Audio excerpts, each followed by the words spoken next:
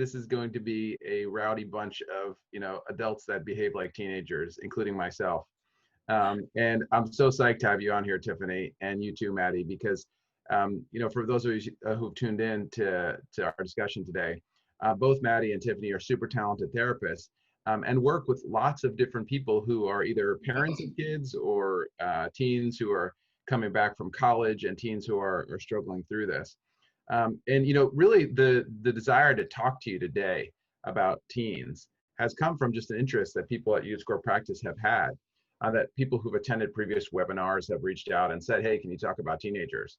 And so really what we're working on today is a conversation that is meant to include you. So we have a bunch of people tuned in today, and we really want to hear from you guys today. We want to hear about your thoughts and about what things you're struggling with, either with teens in your life, or maybe there is even a teen who's called in. I wanted to start because we do have some surprise guests today, but I just want to start with Tiffany and Maddie, and just checking with you guys a little bit and hear from your perspective. What are some of the things that you're running into in your practice and working with teenagers, and what are some of the things that you see before we talk and open up the conversation. And while these folks are talking, really think, in the chat or in the Q&A, put in your questions. What's on your mind about teens in general. So Maddie, let's start with you. What's been your experience? What have you seen out there from the quarantine world? Yeah. So I guess I just first want to start by acknowledging that everybody is experiencing this in vastly different ways, based on, your circumstances. And so, a lot of the concepts and theories that I think I will speak to today they're very broad and general. And I think it's really important to recognize and just acknowledge that it assumes a level of privilege, where, it across the board, people are, again, like they're in very different circumstances, situations. So not everybody has access to a lot of things. And so it just looks very different for people. And I really appreciate you saying that, because I think one of the things is that we all struggle with this in different ways, and we all have different access, both economically and otherwise. And so thinking about that, I think, is really important. I think it's also, on the other side, one of the things that I think about this, just that you made me think about, is that, I think sometimes we all fail to appreciate what we do have in this. And that wherever we are, we can take a minute and think, wow, the other side of that is, what is the privilege that I do have to appreciate that, even if we are struggling. Yeah, absolutely. And I think that's so necessary to recognize, and being kind of compassionate in, not that one experience is worse or better than the other, but depending on the person, but it is really important to be grateful for what we do have, and also balancing that with letting ourselves feel what we're feeling. And I know that phrase keeps getting repeated, and a lot of people are kind of like sick of hearing that, I'm sure, but it's just so true. It's so real. And I think sick of hearing what? The phrase, like, feel what you feel. I've seen, like, within the teen world too, I think I'm particularly, a lot of them are like, when I'm like, just lean in, feel what you feel, they're like, okay, Maddie, I get it. Like, they're sick of me saying that. And so I just want to kind of acknowledge that for the teens who are tuning in, or parents. But it just really is so important. And so kind of going back to this privilege piece, if I do talk about things like access to technology, or just access to feeling safe, I think that is, I'm recognizing and acknowledging that is privilege. And so if people do have questions afterward that they want to, they can shoot me an email. I'm sure Tiff too. And we can kind of navigate unique situations and answer any questions that come up. But yeah, Tiff, I don't know if I feel like I've been. Sure. I mean, I think that is so important to acknowledge. And I think that it's obviously, it's relevant, right? And that's something that I talk to most of my clients about, including my teenagers. And I think what's important to that is exactly what you're saying, which is being able to recognize your privilege, and also being able to validate your own experience, and know that, like, it's okay, again, to feel how you feel, and know that, like, whatever you're going through and however you're feeling is yours and yours alone, and not to do what I like to call comparison Olympics. And so whether we're comparing to someone who we feel like has it better off, or someone who has it worse off, to realize, like, yes, those things can be true. Absolutely. What I'm experiencing right now, right, is also very specific to me and is very real, and it's okay for me to feel whatever I'm feeling about that. So I think that's really important. Yes. Well, here you guys have the email addresses of the very talented Maddie and Tiff. You can reach out to them and email them with particular questions. I mean, I think what you guys are saying too is that it's a struggle because we hear sometimes the idea of just accepting that you feel what you feel, or this idea of, you know, being self-compassionate for how you feel, that it can be a struggle to do so. Yeah. I'm curious about what you guys think. You know, what advice do you have for parents? You know, there's a question here about, for example, this idea of the phrase lean in. So someone's asking over the Q&A, you know, would it be possible to explain or provide more clarity about what it means to lean in? How would you suggest to do that? How would you suggest a parent assist a child in doing so? You know, I'm curious about your thoughts. I certainly have some thoughts about that, but from your thoughts, how does someone lean in, or how does someone work on being more compassionate or accepting how they feel in their parenting or their parenting situations? Sure. Do you want me to start, or do you want to start? Yeah, Tiff, why don't you start? Look, you're on the edge of your seat waiting to start. I know, I'm so excited. You're like a caged bull over there. I'm just trying to work on my posture while I'm doing it. So I think that one of the things that I say is, as far as leaning in, what I think is really important is basically, like we're talking about before, is allowing yourself, right, whatever it is. So rather than putting pressure on yourself to say like, no, I cannot feel this, like, don't feel this, don't feel anxious, don't be stressed. When we're doing that, we're actually putting more pressure on ourselves, which oftentimes like increases the anxiety and stress. So oftentimes I like to talk about leaning in is saying like, okay, so if you feel stressed or you feel anxious or worried, like leaning in as far as allowing yourself and recognizing like, this is a feeling that I'm feeling. Okay. And like, and checking in with yourself. What is this feel like? Where is it coming from? And to me, that's kind of what leaning in is removing the pressure to not feel that, because I think when we do that, that can actually be more anxiety inducing and stressful. Yeah, I mean, you know, I really relate to that. I relate to that in my own parenting, but I relate to that, you know, in my work with clients as well, in the sense that I find that a lot of times we're anxious about being anxious or depressed about being depressed. Yep. And that I think as a parent, one of the things that happens is that we're certainly anxious, frustrated with our kids. But what happens is that we sometimes get frustrated about that frustration. And one area that I feel, and I completely agree with you, Tiff, that we can really take an edge off of our parenting experiences with teenagers is to say, you know what, I'm gonna allow for the fact that I feel anxious about this. I'm not gonna fight it. In fact, some things that I do sometimes is I just say, it's okay. I mean, it's simple, kind of a self message. It's okay. Not it's okay what's happening, but it's okay that I feel this way. I don't need to change that I feel that way. And you know, some people I think might say, well, where does that leave you? For me, it leaves me in the sense that it gives me more bandwidth, more energy to actually focus on a practical solution to the problem. I'm curious about what you think, Maddie, about all that. Yeah, I'm so glad that you brought this point up, because something that I'm seeing so much with parents is this really natural urge to fix their child's feelings, especially right now, because they, you know, usually the kids, they send their kids off to school or wherever, and they don't have to see a lot of the adversity that they experience day to day that inevitably comes with being a teen, right? Being a teenager is really hard.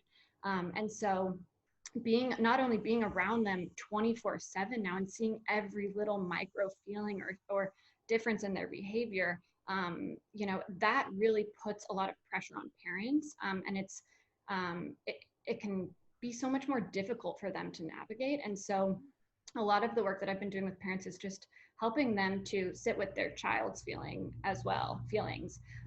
And so also inevitably kids are feeling really anxious right now.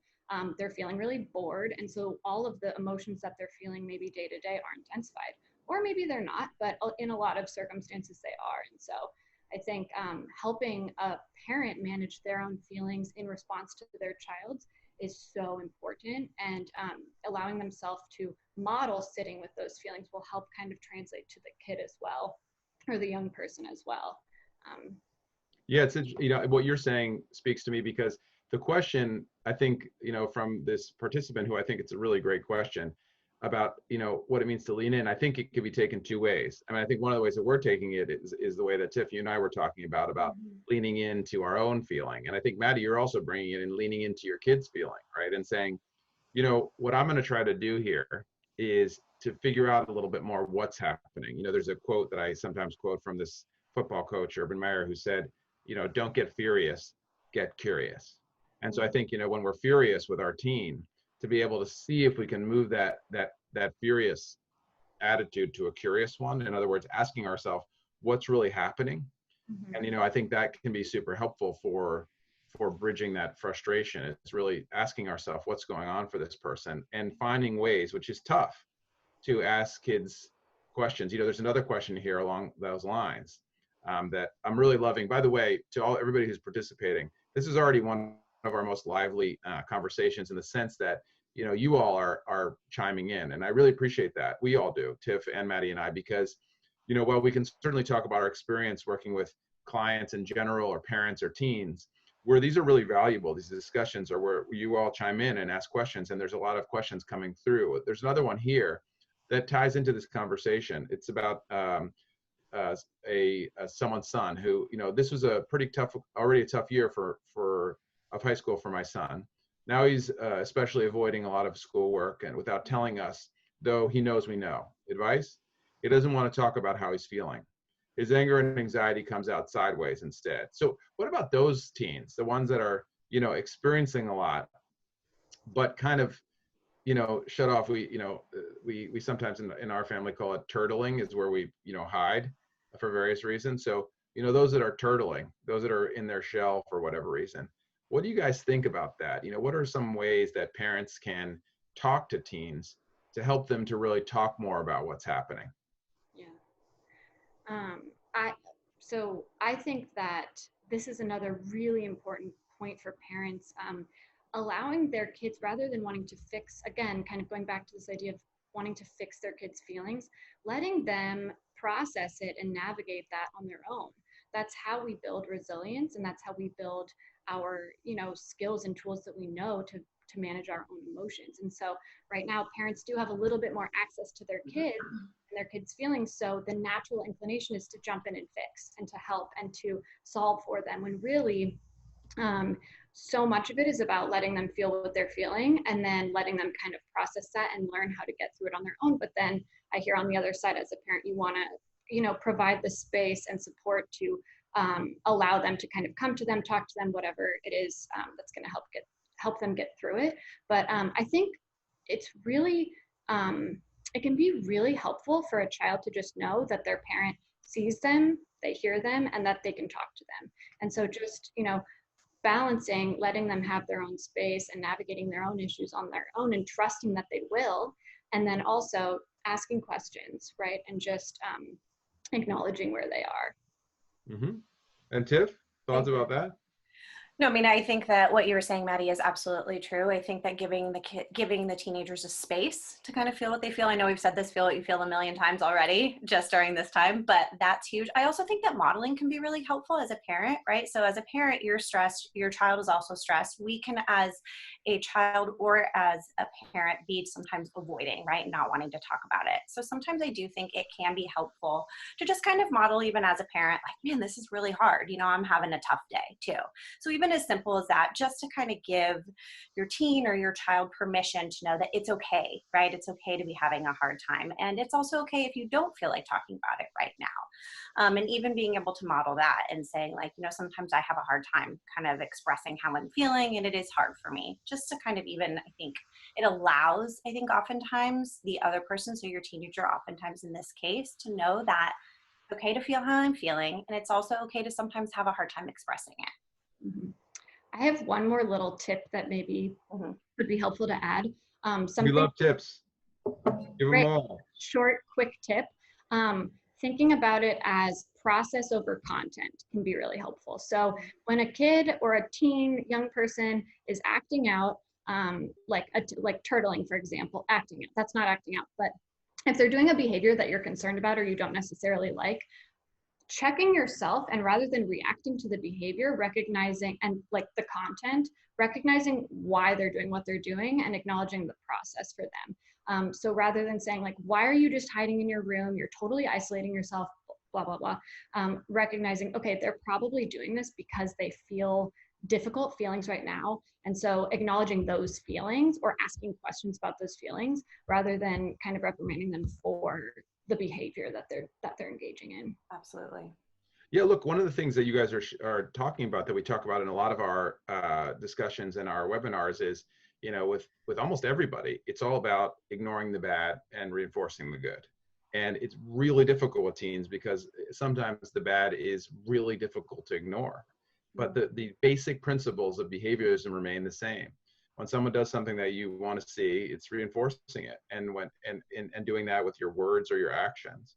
And when someone does something that you don't want to see, it's really ignoring it. But you know, I think you guys are speaking to a lot of the truths that are helpful. I mean, I think the other things that to think about there too, in terms of dealing with people who don't want to talk, are one, to do a little bit of mind reading, right? Is to throw out their ideas about what you think they may be feeling, right? And to do it sparingly, but even just to say, look, I bet this is super frustrating not to see your friend, right? So to throw these empathy bridges out there when you can make anyone feel understood. And the other thing is to, you know, is to disarm your kind of annoying parentness.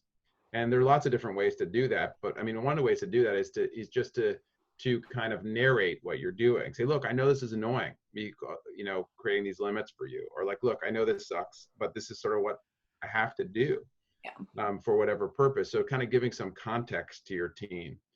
Another thing about this is that I think a lot of times with parenting at any age, especially with teenagers, but with anyone, is our tone, right? That a lot of times when we're saying our message, we're frustrated, right? And so, you know, really a lot of times people just hear our tone or our body language and not what we're saying.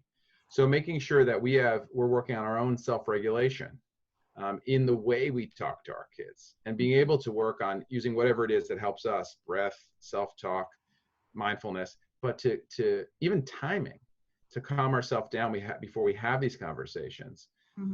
Anybody, kids, our partner, whoever, can hear our message in a different way. Yeah. Wow, we have so many great questions here. I think, though, we're going to get to these questions, but as we said, we have two incredible guests today. We thought when putting together this panel that it really wouldn't be complete if it was just one old person and two semi-old people here, you know, chatting about teens, but we had some actual teens here. And so we invited two teens who I invite to turn on their cameras and reveal themselves. And the two teens we have here are my daughter, Francesca, and one of her closest friends, dear Aria, who, of course, I know very well. Francesca just a little bit more, but I know Aria quite well myself.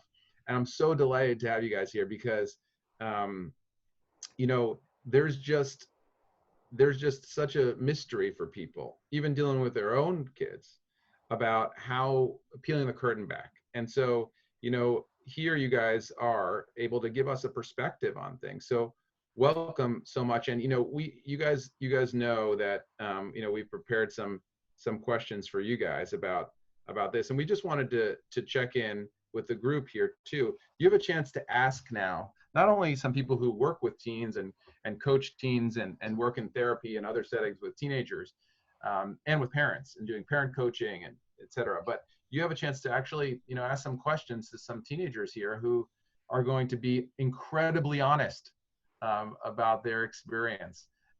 So go ahead in the chat box or in the Q&A and put any questions that you'd like to answer about what it's like to be a teen now.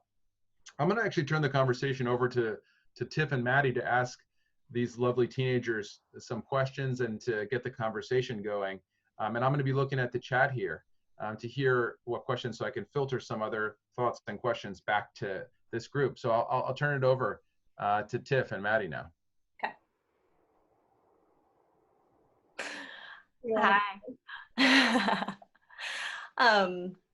Okay, so I know we talked about this a little bit yesterday, but I think the biggest thing that two questions actually come to mind right now. So one is just like, what are the biggest challenges that you're facing right now? If you could just kind of share that with us. Yeah.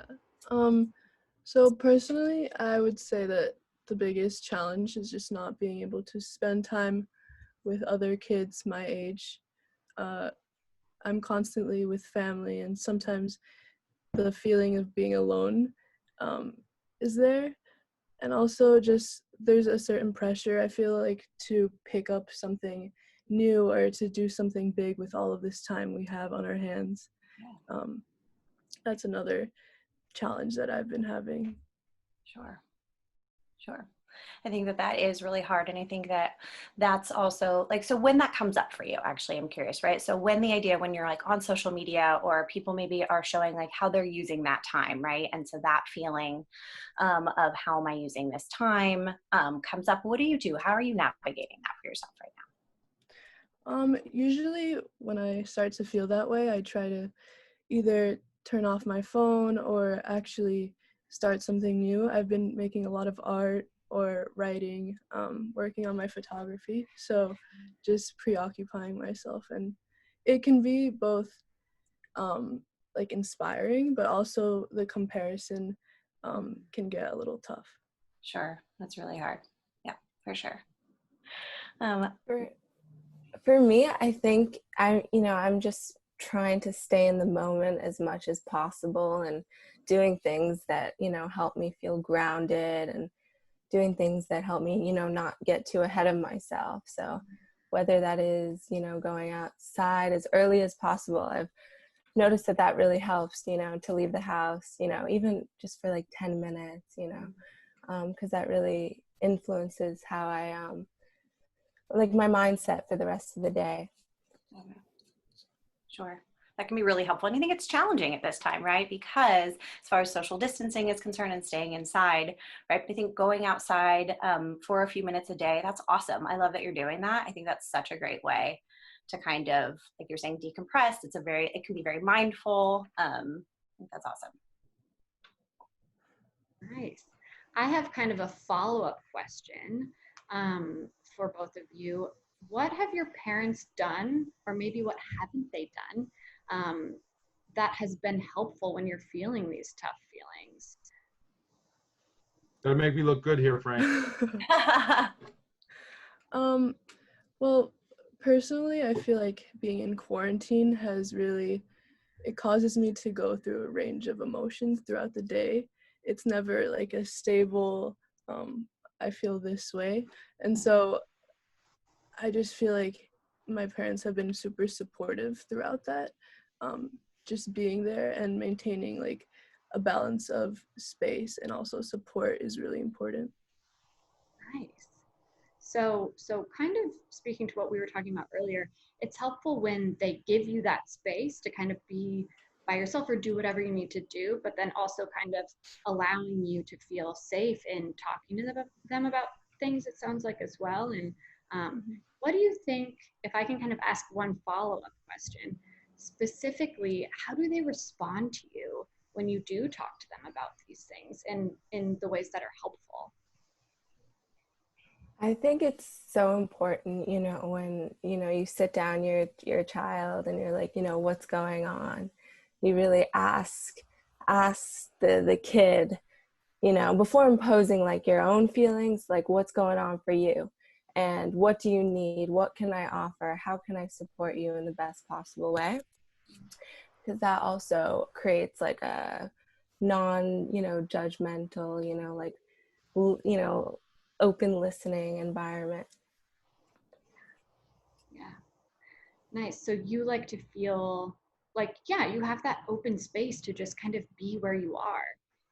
And I kind of like what Frankie said about day to day, we can feel so many different emotions. We can, like, I feel like for me personally, like within 10 minutes, I can feel 5 different things. And I'm like, what is going on right now? And so I appreciate you acknowledging that. And yeah, it sounds like both of you are really allowing yourselves to feel those things and take the time and do what you need kind of within the large range of emotions in that. And it sounds like having that space for your parents to ask you is what I'm hearing, Aria, with you, like giving you that space to say, like, what is coming up for you? Like, how are you feeling right now? And just allowing you that space, like you were saying, that's non-judgmental. Seems like that can be really helpful. I'm wondering, in another follow-up question to that, actually, so if you could tell your parents anything right now, like if there's anything that you really wanted them to know, what would you say? Mine is similar, just stemming off of that. Just being accepting of these intensified feelings. That's one of the bigger things, I would say. Okay. I Go ahead. I think kind of like what Frankie was talking about before, just like to remind your parent to create and respect like this balance of space, but also, you know, being really active in your day-to-day life and not taking for granted suddenly all this time we have together. Yeah. Yeah, I wanted to actually touch on that a little bit. And, you know, you guys are used to spending the majority of your time with people your own age, right? And so shifting gears and now spending so much time with your family, I'm wondering how that has been for you. You guys are kind of smiling probably.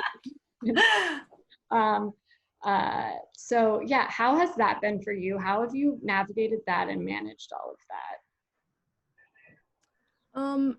Personally, I feel very lucky to have the family I have just because they're so fun and I enjoy spending time with them. One of the things that they do that I really appreciate is having small things that like small events or games or something to look forward to, because this can get really repetitive, right? And so just having these little things to look forward to and to get excited about doing with your family is really important. And also just during this time I've been FaceTiming and doing a lot of virtual communication with my friends.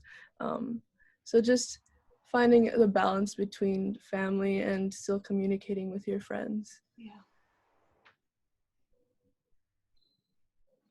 Yeah, I totally agree. I feel really grateful to have this time with my parents, especially because, you know, I'm most likely I'm going to university next year, and to just have this time to like reflect before so much transition that's gonna happen. It's been really nice. Nice. Yeah.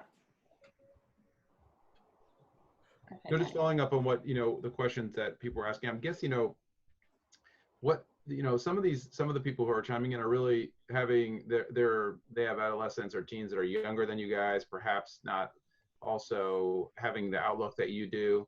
What advice would you give to parents who are struggling?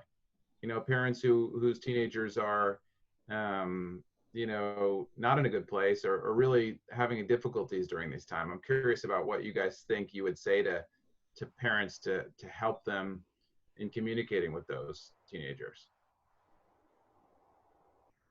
I definitely think that the tone is really important, how you communicate with your child.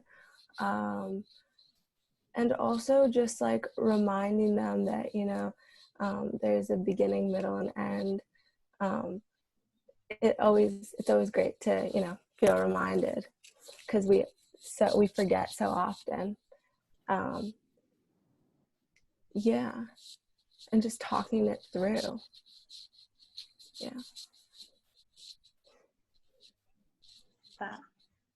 Frank, anything you want to add to that?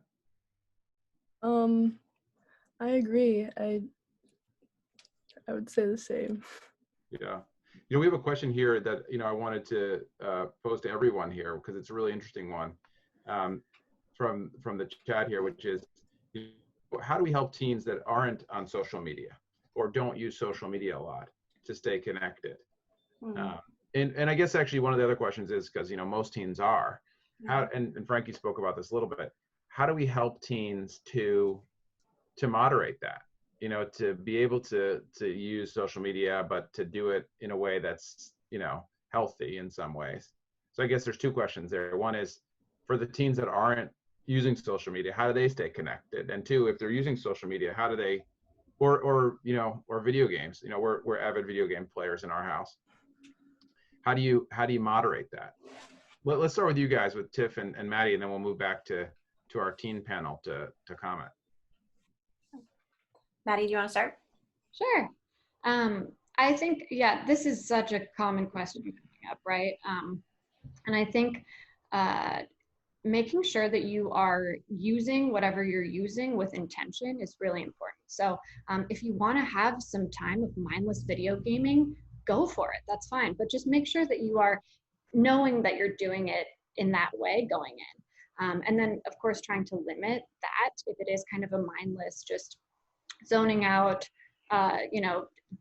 unplugging, what in that type of way. And then I think on the other side of that, really using the technology that we have now to connect with people, because the isolation is so real right now.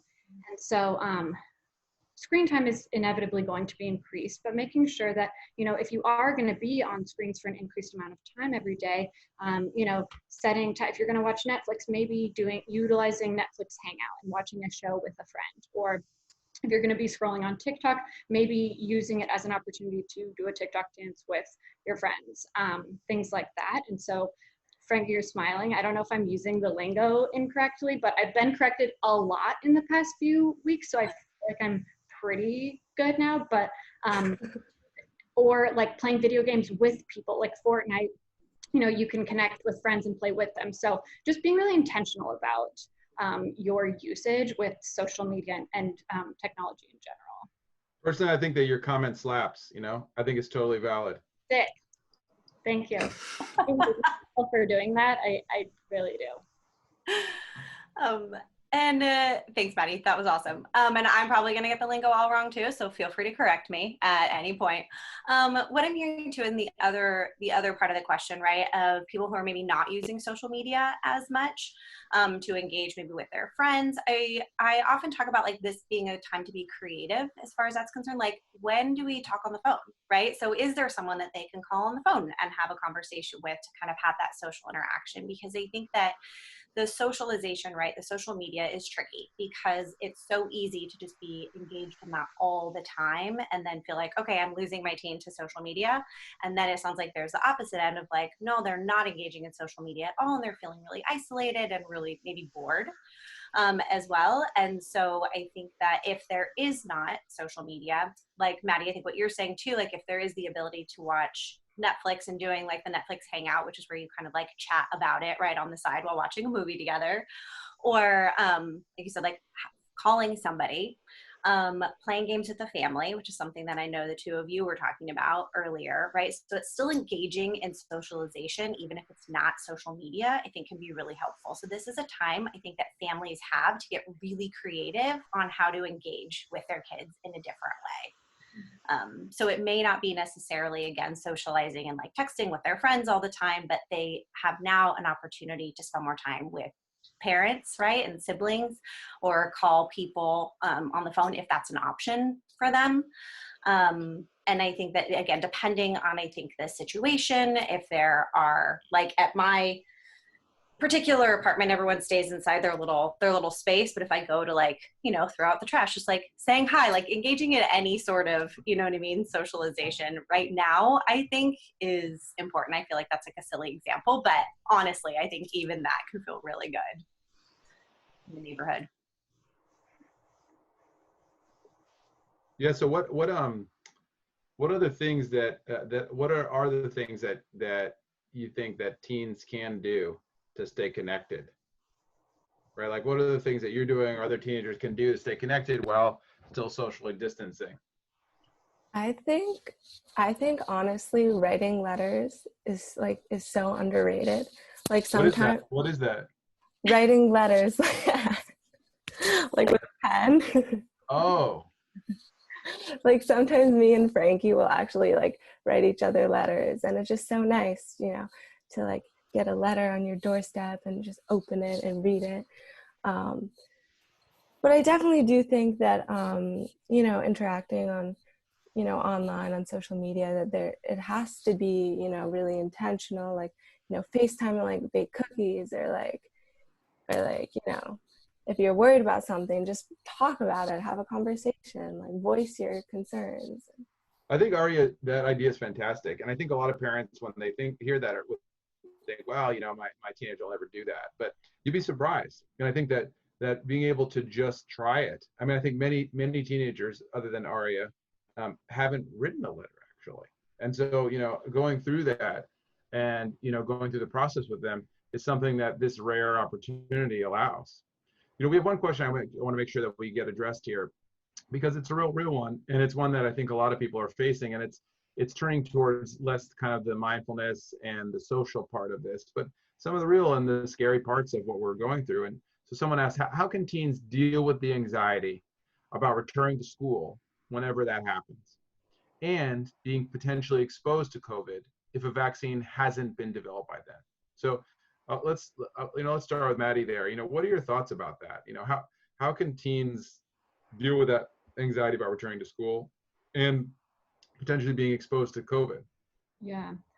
The anticipatory anxiety is such a real thing. And I think most people are experiencing some form of that right now. And Tiffany and I were actually talking about this concept, recently. And I think just really trying to bring yourself to the present moment. Always when you find yourself worrying about those things in the future, that's going to happen. It's going to come up, but reminding yourself that there really isn't much that we can do right now to control that.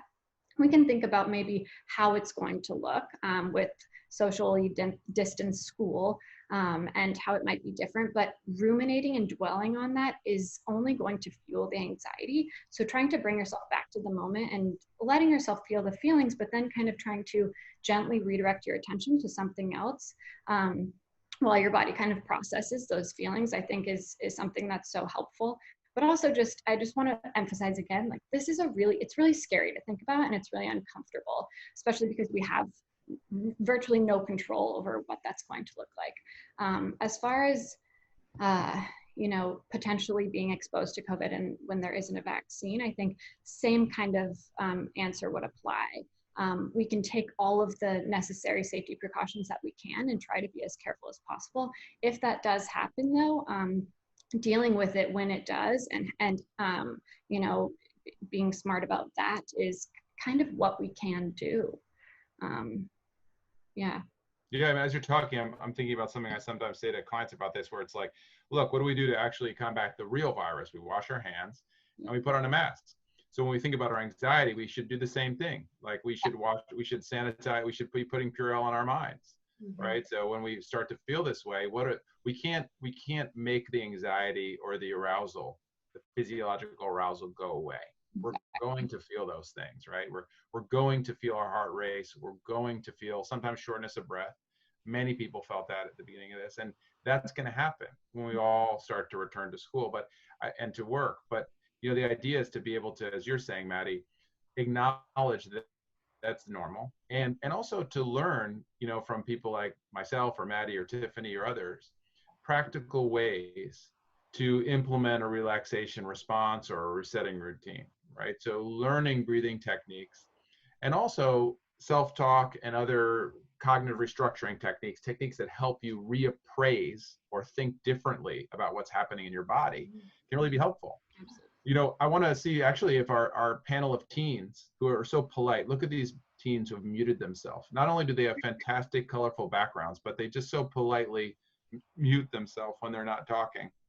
If our teens had things to say about that, how do you guys think about what teenagers can do when they feel anxious? What do you guys do when you feel anxious or upset during this time?